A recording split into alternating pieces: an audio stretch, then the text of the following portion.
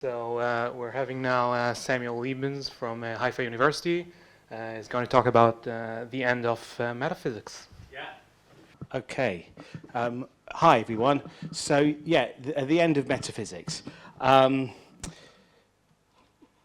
interested in the purpose of metaphysics. When David told me that you were doing a conference on the epistemology of metaphysics, I said, I don't really have anything on that, but I have something that's kind of on the psychology of metaphysics. Just to say, like, what is it that motivates the metaphysician? What are they after? What would satisfy them? I found this description, admittedly, this is a description of philosophy. I've put the word metaphysics in there, I've snuck it in. But this is Fraser McBride's definition of philosophy. But for reasons that I hope will become apparent later on, I think what he says is especially true of metaphysics. He says, the eschatological burden and the synoptic commission of metaphysics is to establish whether, or to what extent, the final outputs of physics, mathematics, psychology, political science, and all the other special disciplines can be fused with common sense into one single periscopic vision of the universe. Ah, that's beautiful, right? And this, I think, actually probably is not well known about Fraser, is that before he got into his early analytic metaphysics stuff, he was working on Aristotle. And there's a hint of Aristotle there, because Aristotle describes metaphysics as first science, rather peculiarly, because what he really means is it's the last science. What he means is it should be studied only after all of the other sciences have been studied. And that's why the book that later got named, not by Aristotle, but was named The Metaphysics, is the final book of the Aristotelian curriculum, because the idea is you learn all of the other sciences first.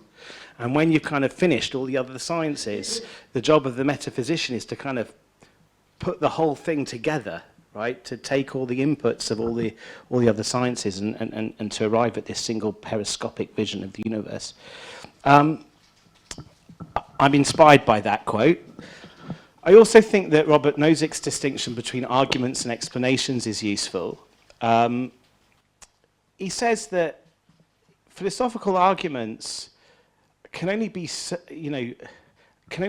useful. Because what are you trying to do with a philosophical argument? You're trying to convince another person to accept what you've already accepted. And as he writes in his philosophical explanations in the introduction, if the other person is willing to bear the label of irrational or having the worst arguments, he can skip away, happily maintaining his previous belief. Well, you can't force him to agree with you, right? Perhaps philosophers need arguments so powerful they set up reverberations in the brain. If the person refuses to accept the conclusion, he dies, right? If we could do that, right, then our arguments would be...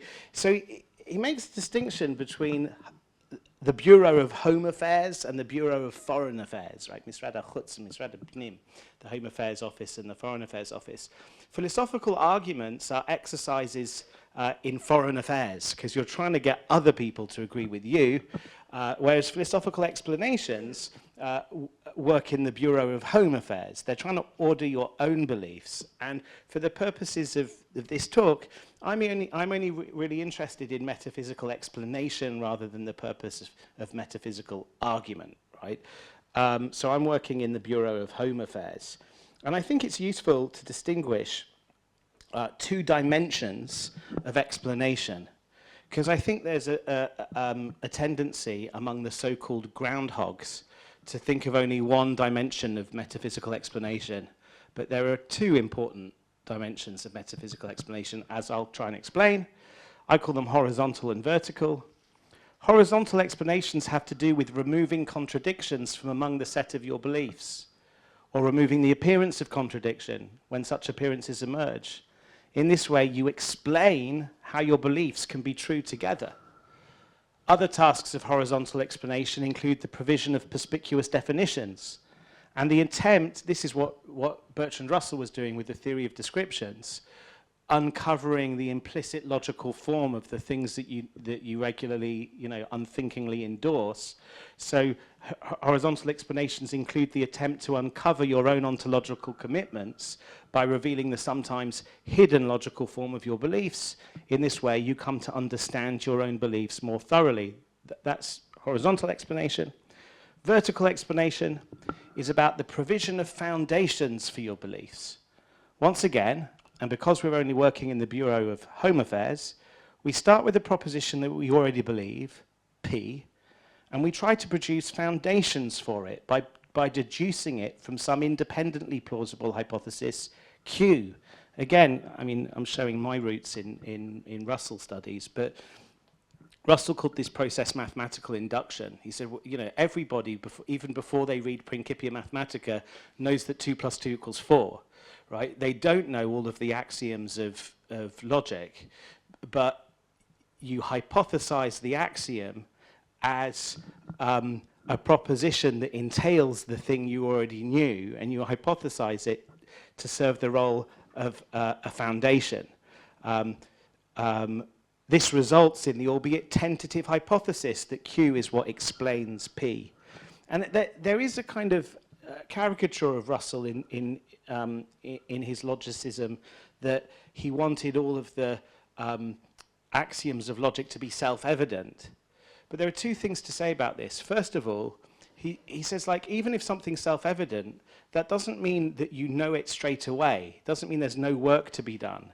He says, he talks in one passage about how our early ancestors must have had to figure out the law of non-contradiction, having realized that every contradiction they came across was so obviously false that they made a step back and said, the law of non-contradiction. And once they'd thought it, then it's self-evident. The other thing is, Russell's notion of self-evidence is actually a bit shaky, because he came to realize that what appeared to be self-evident, like the axioms of naive set theory, turned out to be false, right? So self-evidence is only going to get you so far in the provision of foundations, and that's why I put here the process of vertical explanation results in the albeit tentative hypothesis that Q is what explains P. I'm going to lean a lot on Karen Bennett's analysis of what building relations are, because when we're dealing with vertical explanation, the explanans could be hypothesized as the physical cause of the explanandum, or, as in Russell's case, the logical presupposition of the explanandum, or, if you love Schaffer's stuff, or Kit Fine, the metaphysical ground of the explanandum. These are all forms of what Karen Bennett calls building relations. And she characterizes these relations with the three following properties. Building relations are directed, in that they're anti-symmetric and irreflexive. Building relations are necessitating. I'm actually going to quibble with that later on in the talk, but I'll accept it for the time being. Roughly, in that builders necessitate what they build. And 3, they're generative, in that builders generate or produce what they build. Built entities exist or obtain because that which builds them does. So examples of building relations include constitution, grounding, causation, and more. A couple of things I want to just note about the relationship between building relations and vertical explanation. First, some building relations hold between entities, some hold between events, some hold between facts, some hold between propositions. Some of them are diachronic, like causation, whereas most other building relations are synchronic. All they have in common are these 3 characteristics. They're directed, they're generative, and for the time being, I'll agree with Karen Bennett and say they're also necessitating. And what makes building relations interesting to the metaphysician is that they oil the wheels of vertical explanation. When Q builds P, we're entitled to say that Q explains P and that Q is more fundamental than P. I'm going to sometimes talk of explanation as something that holds between things in the world, right? Like, I don't know, the smoke explains, the fire explains the smoke. But in the final analysis, I think that all of that talk needs to be cashed out in terms of explanation, ordering the propositions that we believe. Admittedly, there are philosophers who think that building relations are explanations. I'm siding with those philosophers who think that explanations order beliefs that track building relations. But it's not obvious to me that anything too important hangs on that distinction in this paper, so if you didn't get that or don't want to get that, don't worry about it. Okay, so to summarize, if we're interested in giving metaphysical explanation, we do this in 2 dimensions. The horizontal dimension, we want to impose logical consistency upon our beliefs and reveal our ontological commitments. 2, vertical explanations, we want to provide a structure to our beliefs that hopefully mirrors the structure of the world in terms of which facts and things are more fundamental than which. But those 2 dimensions of explanation don't characterize metaphysics to the exclusion of many other disciplines. If you're a historian, you've got a set of beliefs about history, you might want to impose logical consistency upon them, and therefore engage in horizontal explanation. You might want to impose some sort of vertical structure you might take some historical facts to be somehow more fundamental than others. Certainly, if you're doing physics, you could do both horizontal and vertical explanations of the physical realm. Even in the sociology of dance, you could do horizontal explanations and vertical explanations. So this doesn't exclusively characterize metaphysics. So I think that we need to add 2 more ingredients. The first is, it comes back from Fraser McBride's quote right at the beginning of the talk, which is that the explanations that we're interested in, they don't cordon off any particular area of reality. So physics is interested in the physical, biology is interested in the biological. The sociology of dance is interested in the sociological movement facts, right? But metaphysics is interested in all of them. It has this kind of topic neutrality, right? That's one thing we can add that makes metaphysics distinctive. The other, I think, is that the metaphysician is seeking for ultimate explanation. And this is where I start to diagnose a kind of a psychological, potentially a malady, right? Amy Thomason, in her most recent book on metaphysics, she talks about the metaphysical malady, and she thinks that the job of metaphysicians is actually to cure people of this malady. It's kind of a therapeutic project. But I want to describe it as a clinician might. What are the symptoms of this malady, right? It's a desire. It's a desire for a certain type of explanation. What type of explanation? Fundamental explanation, ultimate explanation. So what does ultimate explanation look like? So I think it has, if I've remembered my slides right, 5 characteristics that I want to run through quickly. First is that the metaphysician will not rest satisfied with infinite chains of explanations. The chain of explanation needs to stop at some point. They also won't be satisfied with loops. Now, some people in the literature think there are good arguments that somehow prove that the world itself, doesn't like infinite chains of explanation, and the world itself doesn't like loops. I think those arguments are all bad, right? So Jonathan Schaffer says, well, if there were infinite chains of grounding, being would be infinitely deferred. We'd never arrive at being. So you see the attic here of this house is standing on top of this third floor, and the third floor standing on top of the second floor, and the second floor for the first floor, and the first floor. If it went on forever, we'd never have been able to start somehow, right? And I think that he's being captured by a metaphor. Grounding is not a diachronic relation, such that you have to wait for stage 1 to finish before you can get to stage 2. Then you have to wait for stage 2 to right? Causation is diachronic, right?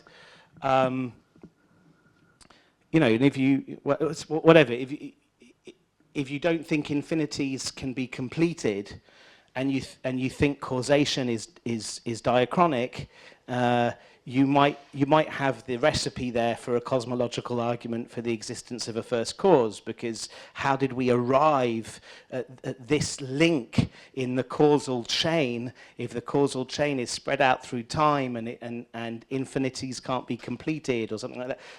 But grounding relations are synchronic anyway. So he's just been captured by a metaphor into thinking, oh, well, obviously explanation bottoms out, or better for him, tops up, I suppose, because he's a priority monist with the whole.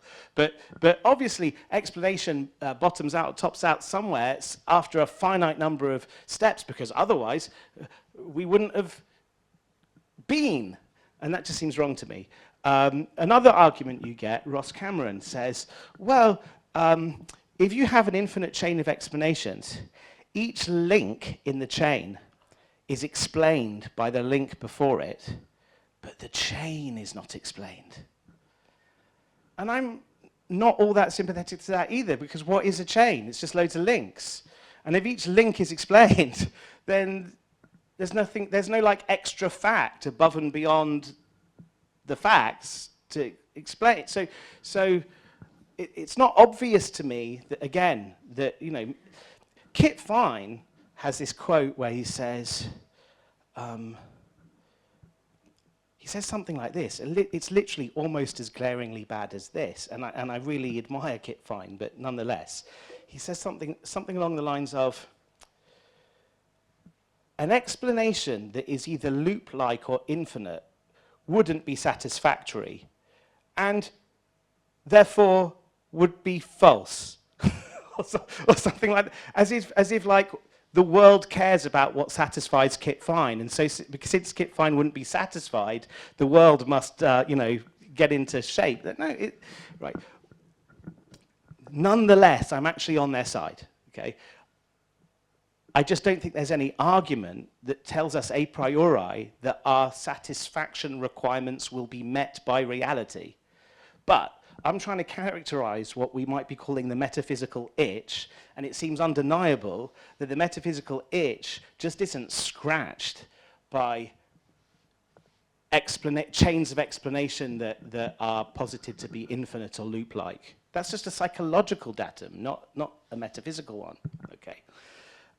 Likewise, if you can still ask why after you've been told an explanation of a phenomenon, and you're told, well, just there's a really nice sketch by Louis C.K. about kids who keep asking why, right?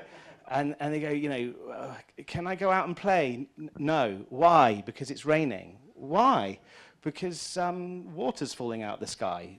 Why? Because, I don't know, there were clouds. Why?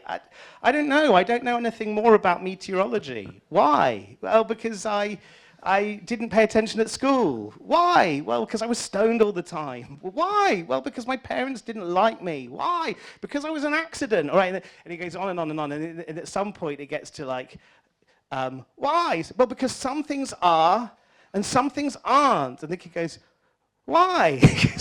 Well, because if the things that were, then nothing wouldn't be. And it just goes on and on. And at some point, Louis C.K. just turns around to the kid, says, shut up and eat your fries, right? Having wanted to be the sort of parent that would never talk to a kid that way. But, you know, kids, they really know how to torture you, right? But in a sense, the metaphysician is on the side of the kid. As long as you can still ask, but why, the itch isn't gone, right? That, again, I feel is like a psychological datum. I don't believe the world owes us non-arbitrary explanations, but I do say that that's what we kind of want.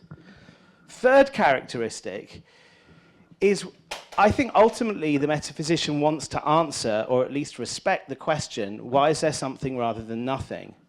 Now, Stephen Mateson says this is a bad question, or if it's a good question, it's easily answered, right?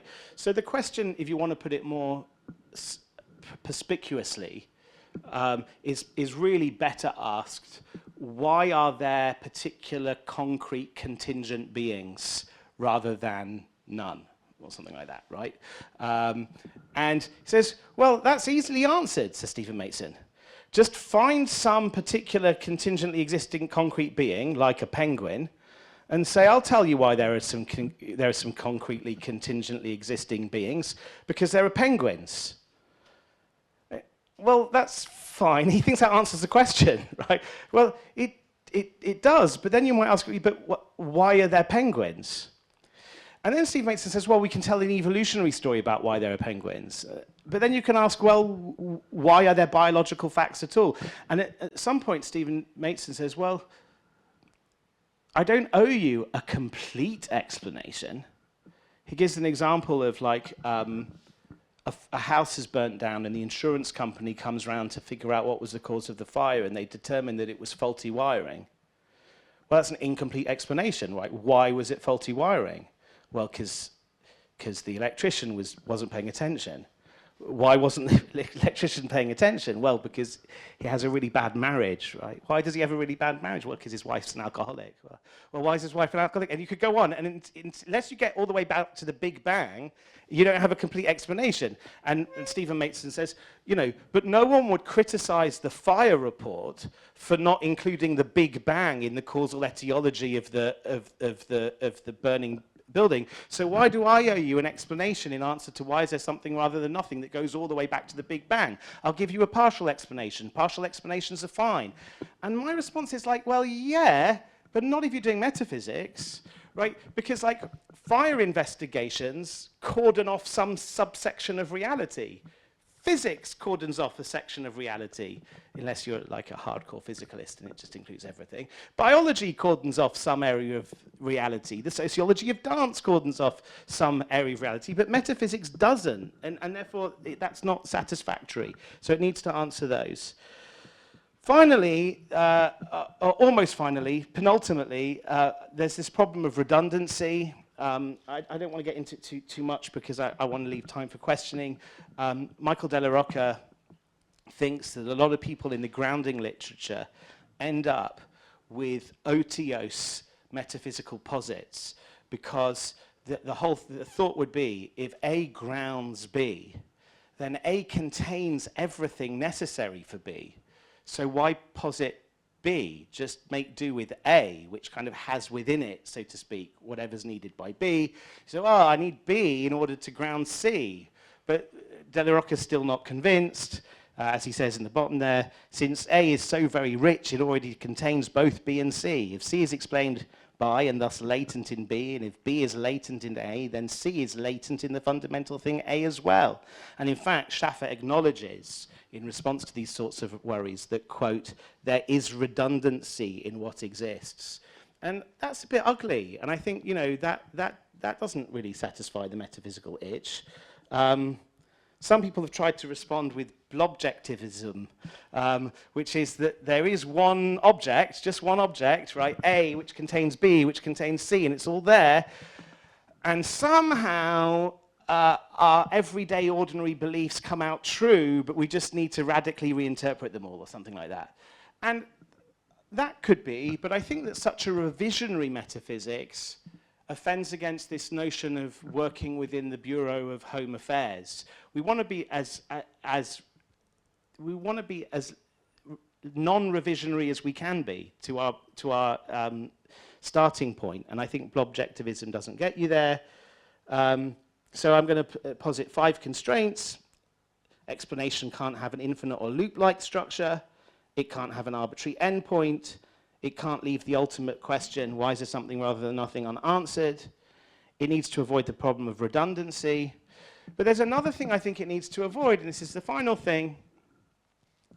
In medieval metaphysics, you get this move where they say, well, any parcel of matter that has a form stands in need of explanation. Why does that parcel of matter have that form? This can go on ad infinitum.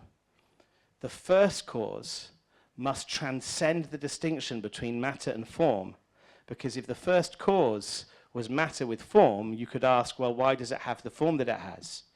And so then the next move is to say, well, God, the first cause, transcends the matter-form distinction. Wow, Everything's explained now. Well, no, because you can't talk about a being that has no, that transcends the matter-form distinction. Because the grammar of language kind of requires the distinction between matter and form for names to pick out matter and predicates to describe a form. And indeed, many of these medieval theologians just end up saying, you can't really describe God, language fails to describe God. Now, it could well be, it could well be that the chain of building relations bottoms out in something about which language can't talk. But were that to be the case, I would argue that we're no longer explaining anything. Explanations can't track building relations in cases where building relations bottom out in things which are indescribable. Because explanation ultimately has an epistemic purpose. It's supposed to furnish an understanding of something. And I can't understand what a being that transcends form and matter could be, because ex hypothesis, I can't even describe it. So how is that furnishing explanation in any meaningful sense of the word explanation? I'd say the same about Heidegger. What I mean by Heidegger is my reading of Heidegger, right? Because he's very slippery. But Heidegger thinks the following, which is that every being relies for its being on being with a capital B, because obviously being with a small b is a very different thing to being with a capital B. Now you can ask, okay, so being with a capital B is the ground of the being of all other beings. Got it? Good. Right, but then you say, well, what grounds being? And Heidegger says, well, that's a bad question. That question is ill-formed, because only beings with small b's are entities that can be talked about. Being with a capital B isn't an entity. And because it's not an entity, you can't talk about it. And since you can't talk about it, you can't ask the question, what grounds it? Done. And I'm like, no, because your explanations are bottoming out in something that you say we can't speak about. And again, I think that offends against what it is we're looking for when we're looking for explanation. And I think this is similar to the therapeutic moves. Because as Michael Della Rocca put it to me when I presented this paper somewhere else, he said many of those guys that end up with ineffability shouldn't really be described as pursuing metaphysics to the bitter end. They're better described as kind of getting off the metaphysics boat and saying, like, you can't do metaphysics, so we get off in the station called ineffability. Well, it would be called ineffability if it could be called anything. Another way of getting off the metaphysics train is to engage in like I said, therapeutic.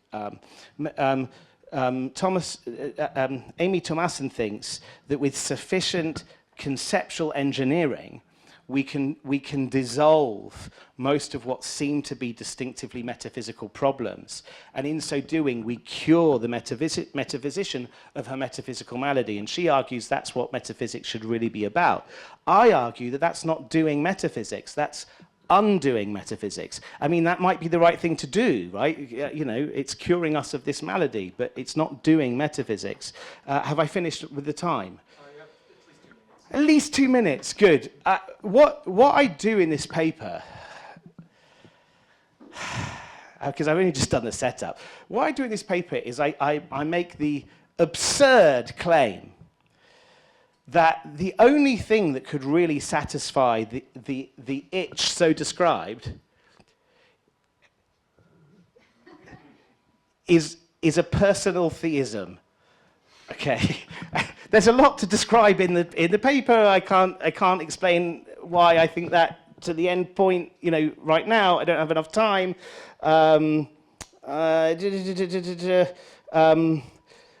Look at this, right? Dasgupta gives an example of an explanation that he thinks bottoms out. Consider the fact that the speed of light in a vacuum is c. What explains this? In a classical pre-relativistic context, no particular non-zero speed is privileged, and so it might appear to some extent arbitrary that light travels at this speed. It's certainly not obvious that this follows from essential truths. But there are three discoveries that would lead one to conclude that its speed is explained by the essence of things after all. One first discovers that one lives in a Minkowski space-time structure. In this structure, there's a privileged set of trajectories, those of space-time interval 0, otherwise known as a light cone structure. One then discovers that light in a vacuum travels along these privileged trajectories. This uncontroversially suffices to explain why light has the speed it does. And the third discovery is that the previous two discoveries were discoveries about essence. That is, it's essential to space-time to have the Minkowski structure it has. If you're thinking of a manifold with a different structure, you're not thinking of space-time, because space-time is essentially a Minkowski structure. And it's essential to light that it travels along those special trajectories. If you're thinking of some sort of wave or whatever it is light is, force or pulse of energy that travels along any other trajectory, you're not thinking of light, because it's essential to light that it travels along those special trajectories. Says Dasgupta, it follows that the speed of light is grounded in the essences of light and of the underlying space-time structure. Dasgupta says, explanation can stop there. And I say, no, it can't. Because why is there space-time rather than space-time? Right? Space-time is just like space-time, but it has a Lebens structure rather than a Minkowski structure. If you want to know about what a Lebens structure is, I'll tell you once I've decided. And I want to know why there's light rather than Schlight. What is Schlight? Well, Schlight is something a lot like light, except it travels on trajectories of I don't know, space-time, space-time interval 3 in a Lebens structured space. I want to know why we have that, not, this, not that. One of the most controversial things about my talk, and my paper, sorry, which I'm not going to really explain, is I agree with one part of what Ruth Chang says in her description of hard choices in the philosophy of action, I suppose. I don't agree with her peculiar diagnosis of what makes hard choices hard. We don't need to talk about that unless you're interested in it. I think it's unnecessarily complicated. But I do agree with her that human beings and persons, have this particular ability, so to speak, to create reasons ex nihilo. So you're faced with a hard choice between A and B, and there's nothing out there in A that makes A more desirable than B, and nothing out there in B that makes B more desirable than A, but you really need to do one of them. And she thinks that we don't just arbitrarily decide by some kind of randomization device, rather we kind of create reasons for one rather than another. And this is like a distinctive feature of personhood. And basically, my thought is that if all explanations bottom out in one person, i.e. God, then some of the really final questions of metaphysics will be answered by the claim, why this rather than that? Well, because God willed it. And then you say, well, why did God will it? I say, well, he didn't really have a reason beforehand, but that's the sort of thing persons can do. Persons can, create reasons just by picking one thing over another, and that this would be a more satisfactory explanation than like a randomization device at the bottom of the chain of explanations. I think the ontological argument can help me out, because the ontological argument can't prove to atheists that God exists. Believe me, I've tried, and it just doesn't work. But I think it probably might be good for proving that if God does exist, he or she or it would be the sort of thing that couldn't fail to exist. God's the sort of thing that if you give him any place in modal space, you just give him a little bit of modal space, he floods the whole thing, right? That I think is what the ontological argument could prove, which is like either theism is incoherent, necessarily false, or it's necessarily true. I think the ontological argument doesn't give us much of a middle ground, and that's why I think that if God does exist, he answers his own why question as to, well, why does God exist? See Anselm. Okay, and the great thing is, like loads of these foundationalists, Dasgupta in particular, Bennett less so, but still a little bit, think that necessitarianism follows from giving a full metaphysical account. If you've given a full metaphysical explanation of everything that is, you'll see that it couldn't have failed to be otherwise. But if you've got a God at the bottom who actually made some choices freely and created reasons ex nihilo for choosing space-time over space-time, then it's not always going to be the case that metaphysical explanation generates necessitarianism. The final slide is just that Collingwood says, in his essay on metaphysics, he points out that Aristotle describes metaphysics, like I said, he doesn't have the phrase metaphysics. He describes it as first science, which I spoke about already, wisdom, probably because of the role it plays in integrating everything. But Aristotle also calls it theology, and Collingwood thinks that's the best name for it. That which is the logical ground of everything else is God.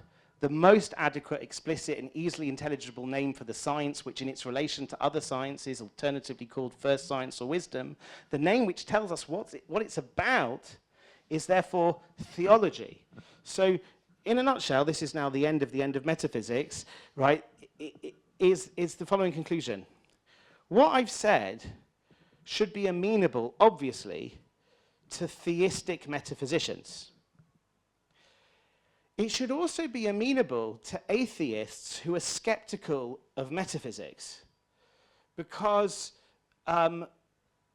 it could well be that metaphysics is a kind of psychological malady that leaves the sufferer wanting explanations that in the final analysis will be a bit person-like, will have some of the properties that we persons have. There'll be a gentle, intentional explanation somewhere at the bottom.